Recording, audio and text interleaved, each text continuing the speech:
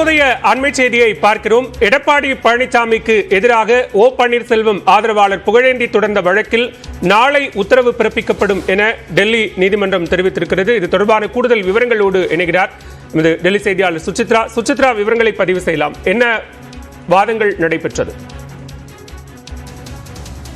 அதிமுகவினுடைய பொதுக்குழு விவகாரம் தொடர்பாக தங்கள் தரப்பு வழங்கிய புகார் மனுக்கள் மீது தேர்தல் ஆணையம் எந்த ஒரு நடவடிக்கையும் எடுக்கவில்லை என்ற ஒரு குற்றச்சாட்டை முன்வைத்து டெல்லி உயர்நீதிமன்றத்தில் புகழேந்தி சார்பாக மனுவானது தாக்கல் செய்யப்பட்டது. இன்று அந்த மனு நீதிபதி சச்சின் தத்தா அமர்வில் விசாரணைக்கு எடுத்துக் கொள்ளப்பட்ட பொழுது கடந்த 2017 ஆண்டு முதல் இந்த விவகாரமானது பல்வேறு நீதிமன்றங்களில் விசாரிக்கப்பட்டு வருகிறது. தேர்தல் ஆணையத்திலும் புகார்களானது வழங்கப்பட்டுள்ளன.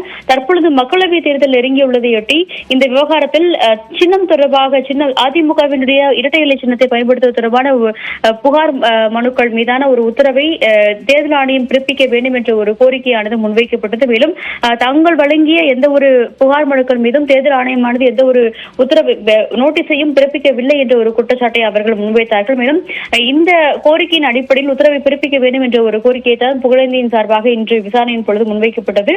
அதற்கு அதிமுகவின் சார்பாக ஆஜராகிய மூத்த வழக்கறிஞர் பாலாஜி ஸ்ரீனிவாசன் கடுமையான எதிர்ப்புகளை முன்வைத்தார். அதிமுக கட்சியில் எந்த ஒரு பிளவும் இல்லை எனவும் 64 லெஜிஸ்லேட்டர்கள் தங்கள் தரப்பில் ஆதரவாக இருக்கிறார்கள். கட்சியில் எந்த ஒரு பிளவும் இல்லாத பொழுதும் கட்சியில் உறுப்பினராக இல்லாத ஒருவர் எவ்வாறு இது போன்ற மனுவை தாக்கல் செய்ய முடியும் என்ற ஒரு கேள்வியும் அவர் முன்வைத்து எழுப்பியிருந்தார்.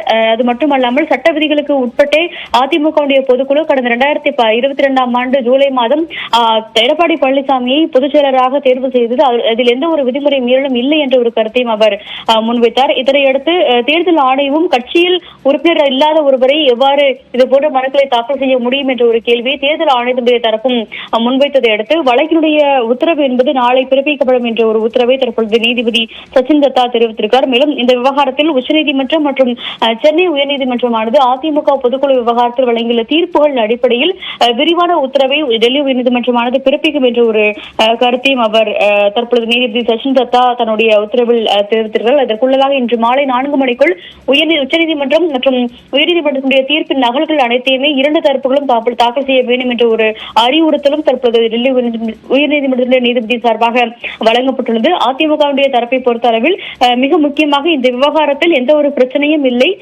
வேண்டுமென்றே ட்ரபிள் மேக்கிங் செயல்களில் புகழேந்தி ஈடுபட்டு வருவதாக அவர்கள் குற்றச்சாட்டையும் தற்பொழுது இன்றைய விசாரணையின் பொழுது முன்வைத்திருக்கிறார்கள். பாலா, நன்றி சுசித்ரா, விரிவான விவரங்களுக்கு. 1900